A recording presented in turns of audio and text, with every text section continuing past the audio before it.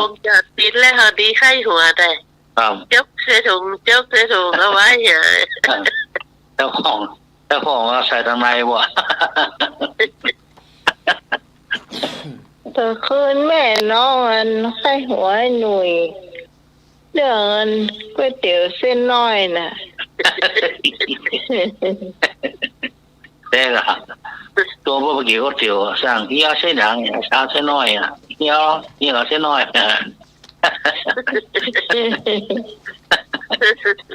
เป็นเดือนก็ได้ฟังนะน้อยอยากรู้อยากเข้าเตี๋ยวละ200ใช่น้อยหรอนั่นคนมันเนี่ยการมันสื่อหรอมันสื่อไปสื่อมาไงล่ะคนฮับออเดอร์ก็ว่าไปเอาเส้นน้อยเดียวกะครับก็ใส่เส้นน้อยมาเส้นน้อยเดียวกะโอ้เริ่มอยากเข้าละคนน่ะก๋วยเตี๋ยวนี่ก็ได้เหมือนกันน้ำลงแรงพักเนี่ยปูหุ่นปรุงก๋วยเตี๋ยวเสร็จแล้วกี้ลูกอินจะมาตกแต่น้ำมันเก่าน้ำกระเด็นเดินเขาตายถ้าสมมติว่านะน้องมึงเดือดร้อนจะเนาะแม่ใส่ถั่วดินหรอเรียบร้อยพริกเรียบร้อยโค้นะก็เตี๋ยวเนี่ยก็ได้ไหมนี่2-3 เส้นใช่ป่ะร้านนี้ขายก๋วยเตี๋ยวเส้นน้อยเดียวจะใส่เส้นนี่หรอบอกก๋วยเตี๋ยวเส้นน้อยแล้วไม่ไหนเส้นนี่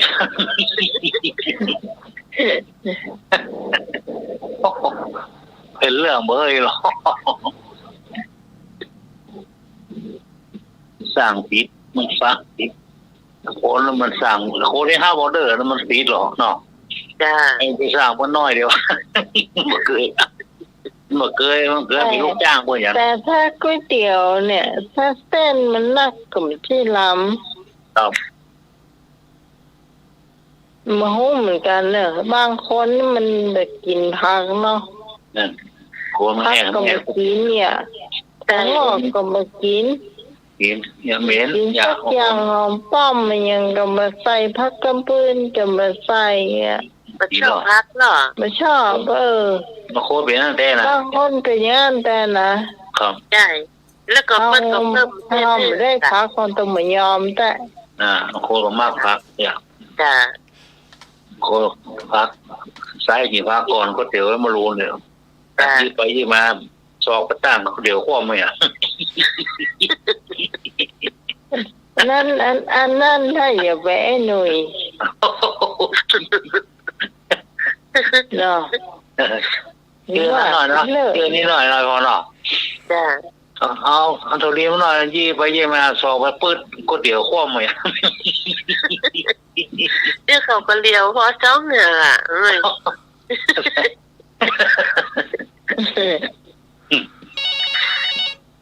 มาแล้ว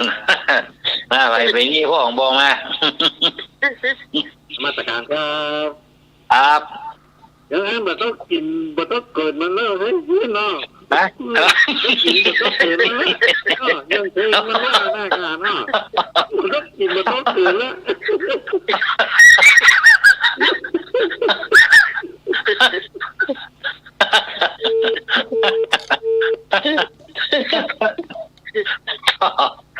วางกระด้างลงตากอบเปียหมดอ่ะนั้นเหลือเลยห้ามกินเลยเนี่ยเรากินตามคุ้งดีกว่าเนาะทำเพื่อนยังได้กินแต่วันแท้เบาทีก็เอากินเลยที่บ้านพี่แต่มันถ้วย10 บาทได้เนาะคนมาก๋วยเตี๋ยวถ้วย10 บาทจ้ะคนไปคนมาด้วยเดียวก็มันต่อหลายเตือนเอาใส่3 บาทเรา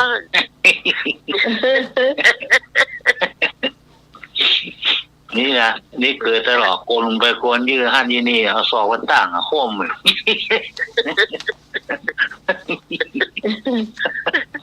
ยังคนเองล้ำเหลือจนคว่ำ ยี่เอาหั่นน่ะยี่เอาพริกยี่เอาถั่วดีเนี่ย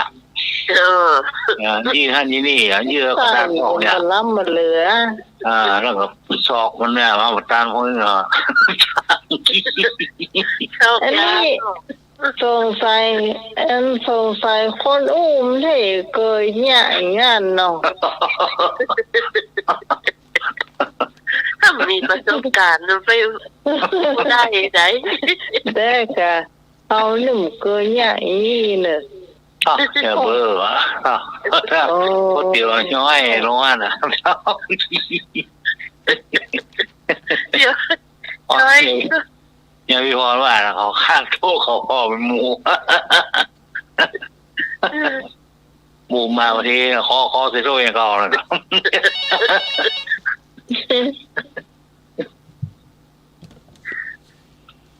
เอาก๋วยเตี๋ยวแม่นี่กินมาม่าโอ้ตะเกียบที่ลูกกินแต่เด่นท่านในถุงเสื้อนะกะอันเลือกสมุนอย่างฮะดอกหน้าเพิ่มไม่เลี้ยงดอกอันนี้สภาพอย่างสว่าลูกกินกันลำปาตีกับพวกกินในถุงเสี้ยวอันนี้ที่เป็นเจ้าพระเจ้านะต่อไปเนี่ยผมถ้าสั่งเป็นผัดซีอิ๊วเอาแล้วก่อนสั่งเป็นข้าวผัดเอาเนอะข้าวผัดเอาที่เป็นเจ้าพระเจ้าลูกเสร็จแล้วไม่เป็นไก่ใดเราไปก็ปลาก๋วยเตี๋ยวสั่งข้าวผัดอะไรไม่ได้ยากไม่ใช่มันก็มีร้านอาหารตามซ้ำต้องมีกับข้าวผัดต้องมีร้อยนึกว่าโซบการมันมีหรอลูกจีนจะเด่นมาเลยหมอสามป้าใช่นัดเพื่อนแก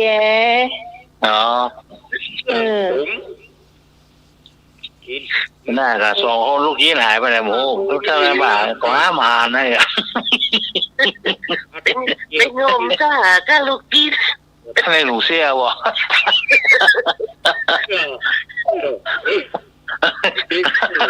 ไอ้นึกหันไปนึกบอกกูมันขี้แล้วมันเสด็จใส่หูเสื้อตัวเก่ามานั่นแหละไอ้นึกมันเล่นบอกผู้ลูกก็ป้าลูกจีนแก่นโต๊ะในบ่ายอ่ะมันไปสหาตุกเปิดโต๊ะ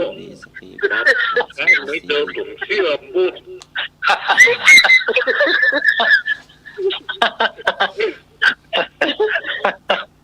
ถุงเสื้อให้ใหญ่ละตีแกนหรอกตาน่าหนาวเสื้อแยกการโดนหรอกให้นึงหรอกน่าหนาวเสื้อดูเสื้อไม่หลายแกนยาวโตมีหรอเนี่ยลูกจีนโต๊ะกิ้งวะเนี่ยไม่ไหนโมโหก็หาตุกเปิดโต๊ะ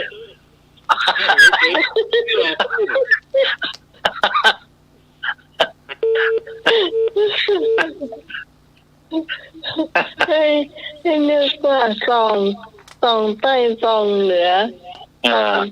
อันตามพื้นโต๊ะมีอ่ะอยู่คนช่วยไปทางใดก็มีไม่เคยรู้ฟังนึกว่าซ้อนรถมากันนะขึ้นขวาไอ้ยังลุงนางกำลังนี่มันโหดความฟ้าเนาะ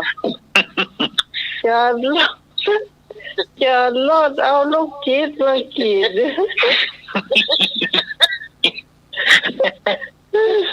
ซ้อนรถเครื่องมาอย่างแล้วมันใกล้กันหรอมันเบรกกำอ่ะจึกจักขึ้นขวาก็ยังนั่งหน้ากำลังเลยเอ็นจะย่ำไปขอคนขายไหมก็มาได้ใจลูกทีลูกผมนี่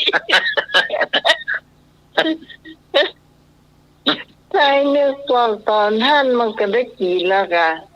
มันสามป้านะกันมันบอกว่าลูกไอ้คนกะ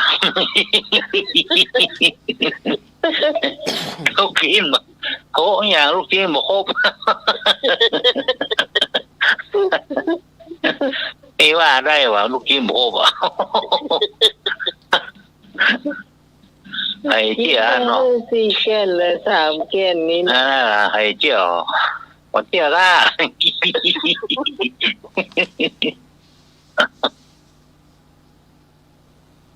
บางคนมันชอบกินลูกชิ้นไม่รู้หนอนเนาะแม่นก็อย่าหิบน้ำหิบก็เดียวยังเรียบร้อยละเกียร์ไปเกียร์มาน่ะจะได้อ่ะ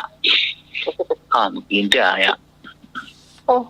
น้องนี่ตึงกินลูกชิ้นก่อนละครับกินไปตัวกันเนาะกินลูกชิ้นก่อนมาลำอาหารลูกชิ้นน่ะเวลาคิดว่าเอาไว้ที่สั่งเนาะเอาไว้มารูนะเนาะจ้าช่วงไม่เป็นหลอดอ่ะน้อยๆแล้วเส้นมันหนักหรอโอ้นี่มันได้มันนึงสวกลวกมันนึงอกหนกอะไรหรอ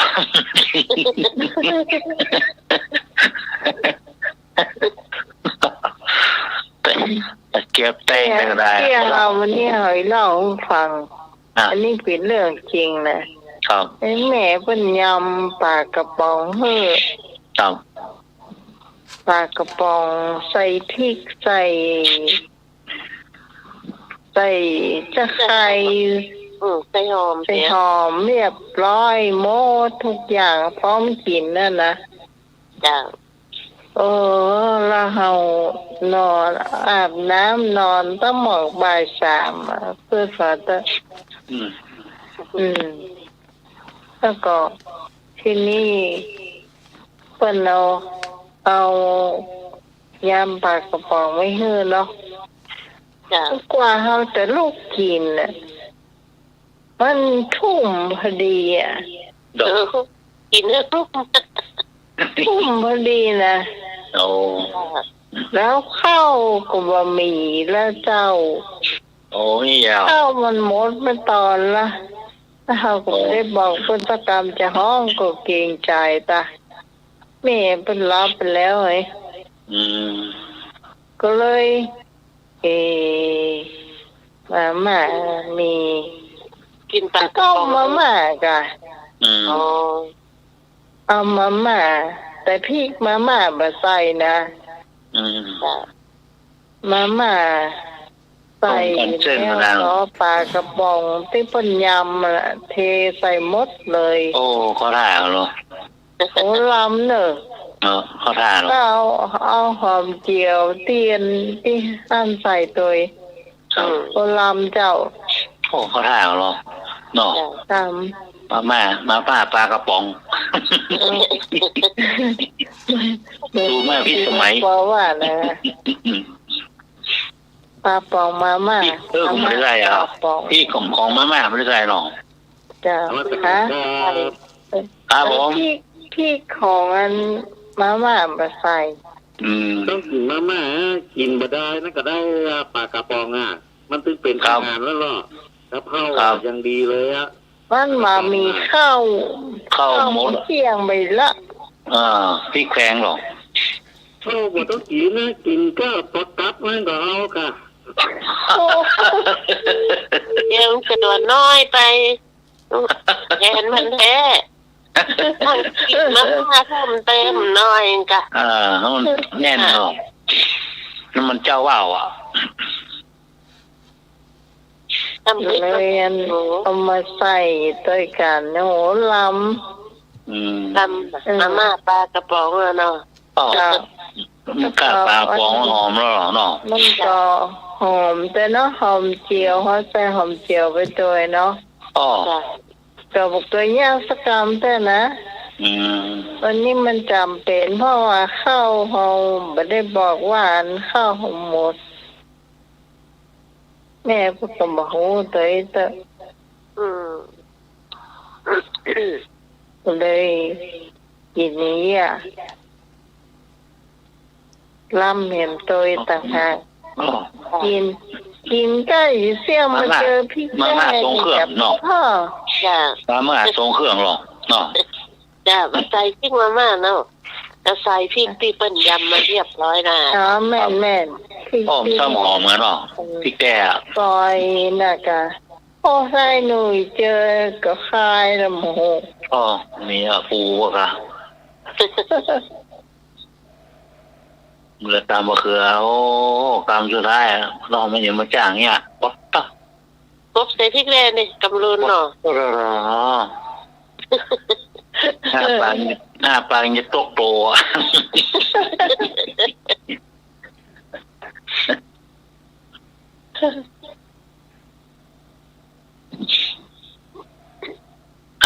จบไปละครับอย่าน้องที่สมัยจบไปละอย่างป่ะอาจารย์สมัครครับผมรับแล้วก็หาไปโรงเรียนแล้วกันได้ข้างมาบินทบาทเจ้าเนาะครับอย่างหายไปไหนละเที่ยววันค่ำเจ็บปากเที่ยววันค่ำเจ็บปากอย่างเที่ยววันค่ำเที่ยววันค่ำเจ็บปากเที่ยวสระเอทออาหารสระอียอยักษ์วอแหวนเที่ยวนี่แปลว่าเดินเนาะครับเที่ยวนี่เดินครับในนี้ว่าเที่ยวอีเนาะเพิ่นเฮาว่าเที่ยววันค่ำเจ็บปากเจ้าเที่ยววันค่ำเนี่ยมาเจ็บกับปากเพิ่นฮะแปลกเนาะป้าหมอวิชัยนี่เลยไงหมอวิชัยเก้า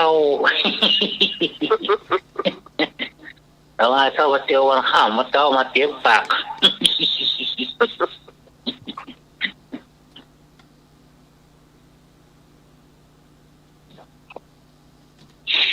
ของกินครับมาของใจเป็นสัตว์เนาะหมายังไม่หรอยังเตียววันข้ามเจ็บปากเป็นสัตว์แมวยังวัวควายยังม้ายังจ้างยังจ้าง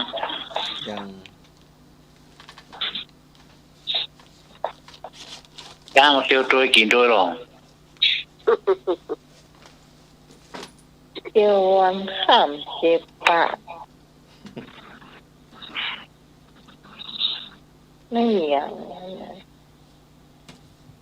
ปลาตัวน้อยตัวใหญ่บางตัวกำปั้นบางตัวเท่านิ้วโป้บางตัวแล้วแต่ตัวไม่ทราบยังแมงเซนตินยัง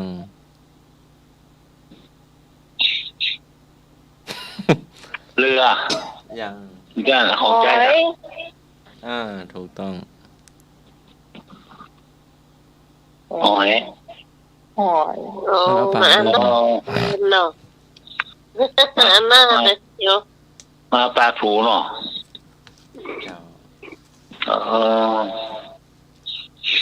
โกเกิดเป็นหอยด่ะแม่จำที่ดินไปแล้วด่ะก้นสีฟ้าอ่ะหน้าเดินดิน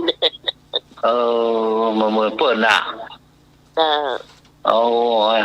บุญไปเนาะ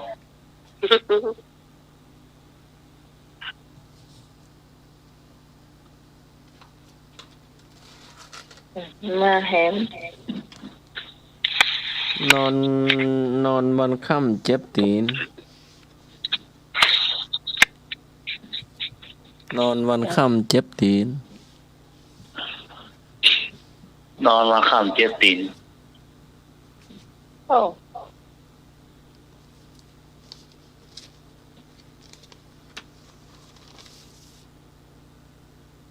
นอนวันค่ำเจ็บตีน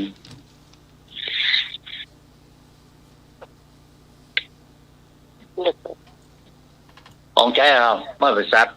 เป็นสัตว์ งอก้องงองเลยนะเนาะ เจ้า แมงแสนตีน ยัง ตะครับ ยัง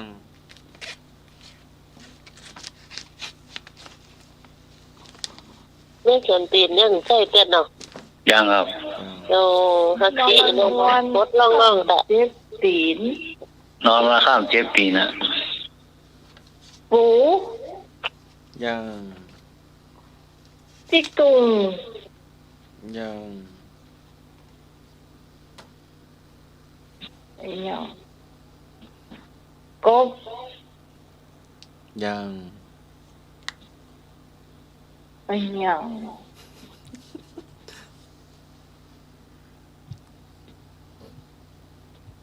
ตัวน้อยตัวใหญ่ ตัวน้อยเท่านิ้วโป้งก็มีนิ้วโป้งเท่านะ จิ้งหรีด ยังตัวน้อยไป แค่เดือน ยัง จักรจันทร์ข้าขาว ถูกต้อง ข้างขาวห้อยเอาหัวห้อยหรอน อนวันค่ำเจ็บตีน เอาหัวห้อยหรอมาตีก้อนหรอ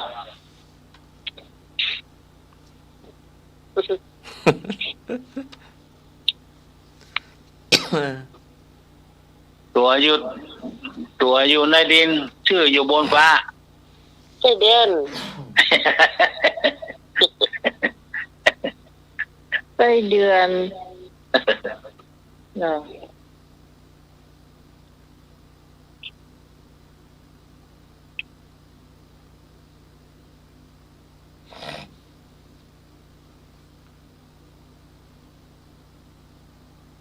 เดือนอะไรเดือนไม่เต็ม เดือนแรม ฮะ เดือนแรม จอมาเดือนอย่าง เดือนไม่เต็มดวง เดือนอย่างพี่ฮอนเดือนอย่าง เดือนกันจ้ะ น้องหมายว่าเดือนไม่เต็มเดือนแรมอาจารย์มาว่าเดือนอย่าง เดือนไม่เต็มเล เดื ย อน ค่ะ แจ้ง เดือนแจ้งนั่น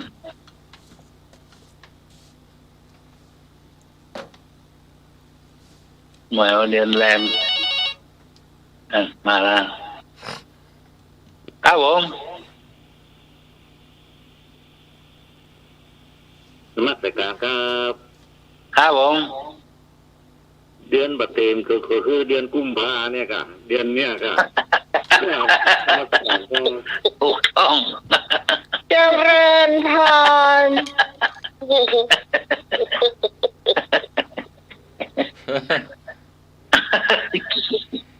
ถูกต้อง นี่มีกี่วันน่ะ มี18 วันหรอ อ๋อ เดือนเนี่ยยังมี45 วัน นั่น เดือนอย่างอ้อมมี45 วัน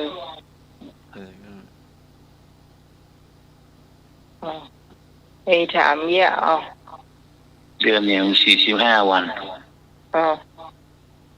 ตอบ เดือน เดือนเกิงเลยจ้ะทีนี้ให้มา พี่ฮอนได้ท่าพี่ฮอนได้ท่าชวามปะคุย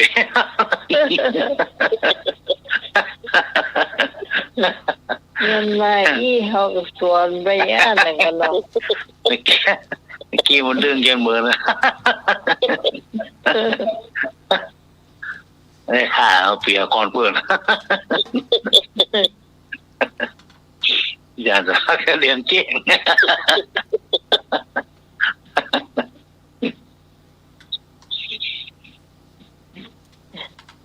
อย่าเห็น จบไปเนาะ ผ้าอะยังผ้าอะยัง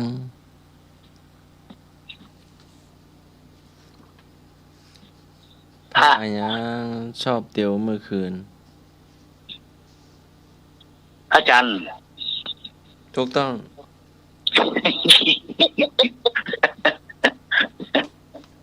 เก่ง ถ้าอย่าชอบเตียวไม่วัน อาทิตย์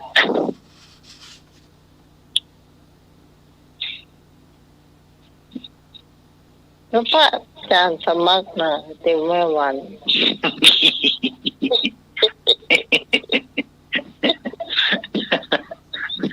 เมื่อคืนก็นั่งอยู่ในฐานีอ่ะ เนาะ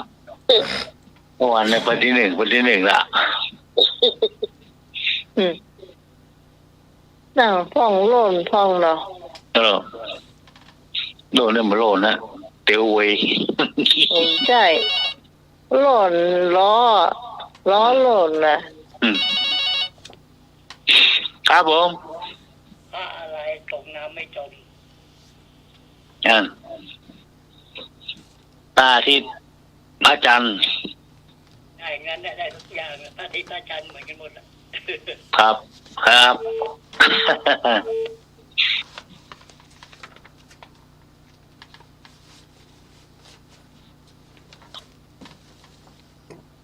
ถามต่อเลยตั้งเลยจ้ะ ประชาสัมพันธ์แล้วก็ ประกาศข่าวแล้วประกาศข่าวแล้ว ประกาศข่าว อยากจะประกาศข่าวแล้ว ประกาศข่าว อ้าวสัก2 อันมาถามคำถาม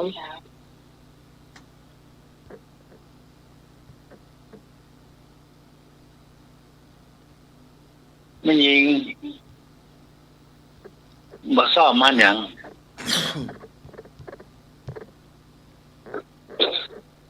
เป็นยังไง สุภาพสตรีไม่ชอบมันอย่าง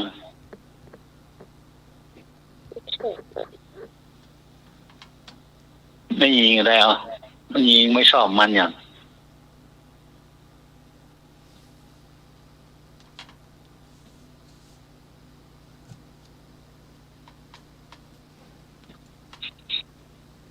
ชอบมันเนี่ยมันเทศ อะไรเอ่ยผู้หญิงไม่ชอบมันอะไร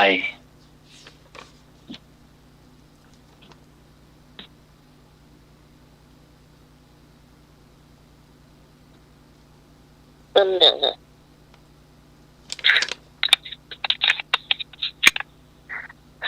มันเทศ มารูป มันแก้ว มารูป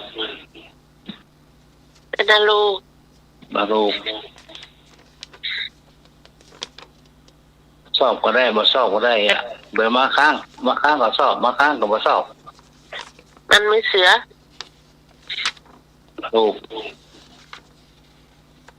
มาข้างก็สอบมาข้างก็บ่สอบเนี่ย มันเนี่ยฮะ อารมณ์ดีก็สอบอารมณ์ดีก็บ่สอบเนี่ย อารมณ์ประจอย อารมณ์เจ้าก็บ่สอบอ่ะ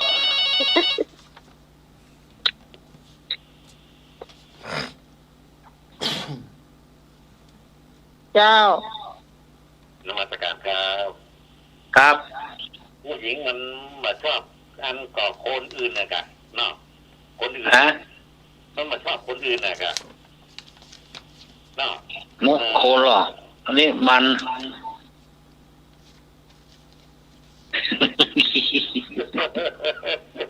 เ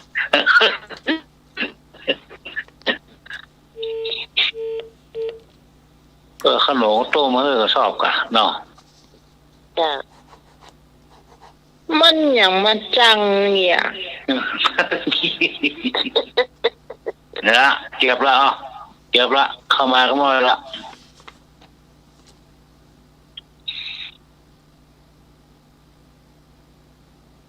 มัน เก็บถูกละ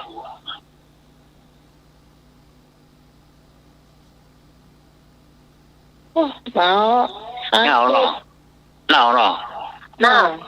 มันคือหัวกู โอ้การสมัครไม่ได้กี่ฮักเกินเลย ออกดอกไม้ ฮือดอกไม้เนี่ย โอ้ เอาไปดีกี่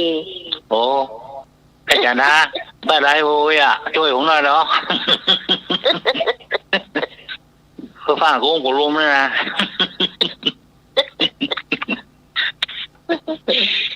อาจารย์นะโอ้ยไรอ่ะ จะทานรับเราคุณ กุ้งกูรุมเลยนะ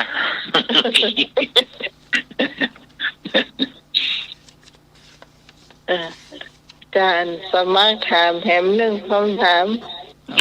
ก็บอกดอกดอกไม้อาจารย์นะบอกดิ้งกี้ว่ะ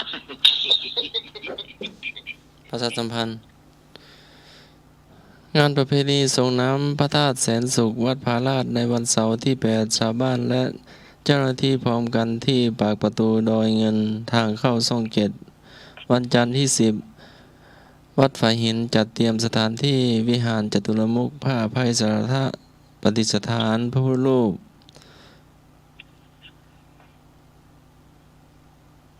และดอกไม้วันอังคารที่ 11 อัญเชิญพระพุทธรูปดอกไม้จากวัดแสนเมืองมาหลวงมาประดิษฐานไว้ที่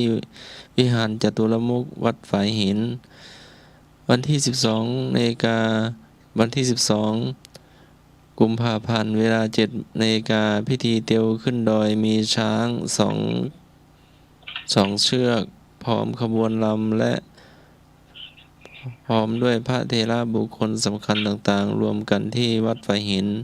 เวลา 7:30 นาทีอัญเชิญพระพุทธรูปเดินสู่วัดผาลาด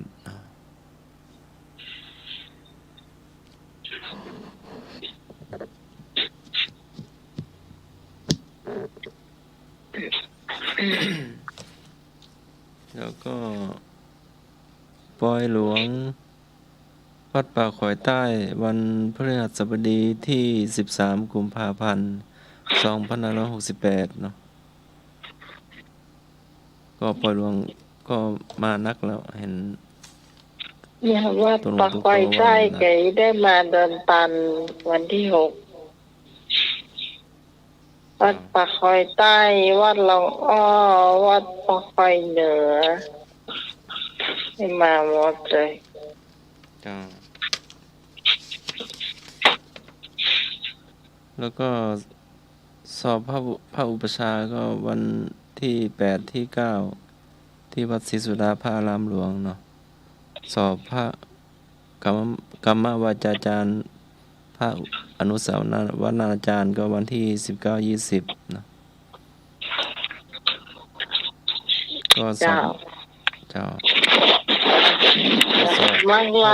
สอบใหญ่ก็สอบวันที่ 26-27 เนาะที่วัดใหญ่ที่กรุงเทพมหานครมากลาเลยเจ้าฮะหมดแล้วครับได้เวลาทำวัดแล้วกันครับอากาลิโก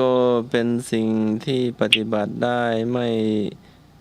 จำกัดการเวลาค่ำคืนนี้ก็ไหว้พระสวดมนต์แผ่เมตตาหยาดน้ำอุทิศส่วนบุญส่วนกุศลหลับเป็นสุขตื่นมาเป็นสุขขอโอกาสนมัสการและเจริญพรสาธุสาธุสาธุครับค่ำคืนนี้ขอบคุณคุณผู้ฟังทุกเสียงทุกสายที่ฟังรายการจนจบรายการนะเจ้า เราจะมาพบปะกันใหม่เจ้าเสาร์อาทิตย์หน้า3 ทุ่มถึงเที่ยงคืนสำหรับวันนี้ขอบคุณพระอาจารย์พระครูสมวิศวะธุรกิจโจผู้อำนวยการสถานีผู้ควบคุมเสียงเลือกเพลงคุณผู้ฟังได้ฟังตัวขอบคุณไอ้หนุ่ยสว่างเมฆนะเจ้าขอบคุณพี่พรนัทนันมโนคำเจ้าขอบคุณอาจารย์พระครูใบดิกาสวัสดิ์ยาลสีโลเจ้าสำหรับพระเจ้าพิสมัยสุริโยดรเจ้าจากบ้านรามตันตำบลเหมือนแก้วอำเภอแม่ริมจังหวัดเชียงใหม่